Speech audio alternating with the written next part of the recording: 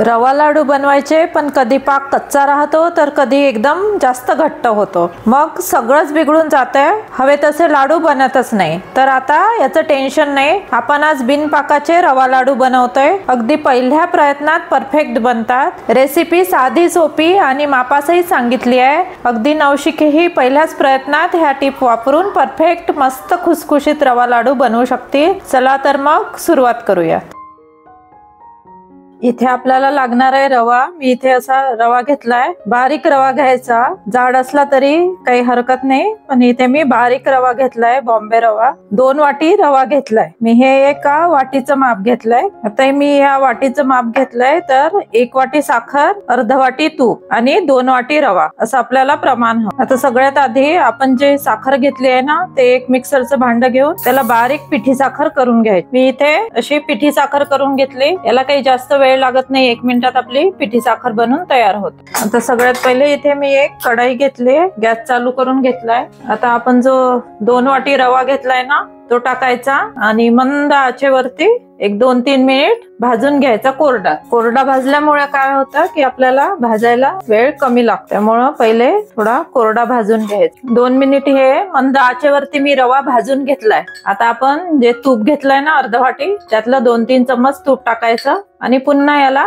छान 2-3 मिनिट भाजून घ्यायचं। आता आपलं उरलेलं जे तूप आहे ना, ते पण टाकून घेते पूर्ण। आपल्याला याला अर्ध वाटी तूप लागणार आहे, आता मी पूर्णच टाकून घेते आणि रवा छान खमंग भाजून घेते। आता भाजून झालाय, थोडा कलर बदल झालाय बघा, खूप छान सुगंध सुटलाय रव्याचा, पण छान व्यवस्थित भाजला गेला तर कच्चट चव येत नाही। आज आपण बिना पाकाचे रवा लाडू करतोय। रव्याचे लाडू करायचं म्हटलं तर लाडू तर सर्वांनाच आवडतात, पण पाक बिघडतो, कधी कच्चा होतो, कधी जास्त होतो, त्याच्यामुळं त्यात पाकाची बिलकुल झंझट नाहीये आणि बिघडायची शक्यताच नाहीये। हे बघा, मी एकदम मंद आचेवरती छान हलवत, कारण की हलवलं नाही तर रवा लागू शकतो, जळू शकतो, परतून घेतलाय।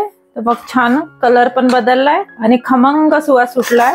आता आपण यात गॅस बंद करूया आणि पिठी साखर घालूया। हे कोमट असतानाच पिठी साखर घालायची। यात एकच काळजी घ्यायची की रवा हा व्यवस्थित भाजला गेला पाहिजे। जर रवा कच्चा राहिला ना तर कच्चट चव येते, त्यामुळे मंद गॅसवरतीच फुलेपर्यंत छान भाजायचा। मोठ्या गॅसवरती भाजला तर तो आतून कच्चा राहील आणि जळला जातं। हे बघा किती छान बदामी कलर आलाय। आता आपण जे पिठी साखर केली 1 वाटी ते घालायची। पिठी साखर घातली आहे, आता हे व्यवस्थित मिक्स करून घ्यायचं, कारण आपलं कढाई गरम आहे आणि रवा पण गरम आहे, तर पिठी साखर लागू शकते, त्यामुळं हे हलवून घ्यायचं आणि नंतर याला छान झाकून ठेवून द्यायचं 10 मिनिट मुरायसाठी। हे बघा, साखर मी व्यवस्थित मिक्स करून घेतले। आता याच्यावरती झाकण ठेवून 10 मिनिट ठेवून द्यायचं, म्हणजे रवा आणि साखर व्यवस्थित मुरल्या जात। हे बघा 10 मिनिट झाले मी झाकून ठेवलेलं। आता आपण हे बघा शकता छान व्यवस्थित मुरला गेलाय, पण हे कोरडं आहे, याचे लाडू बनले जात नाही। तर आता आपल्याला काय करायचं, हे मिश्रण घ्यायचं आणि मिक्सरला टाकून फिरवून घ्यायचं। हे बघा, हे मिश्रण जे आहे ना, हे मी जे साखर बारीक केली त्याच पॉट मध्ये टाकून हे बारीक करून घ्यायचं, म्हणजे याला छान तूप सुटून ओलसरपणा येतो ना, आपले लाडू बनतात। हे बघा, अशा प्रकारे मी 2दा टाकून हे मिश्रण बारीक करून घेतलं। हे बघा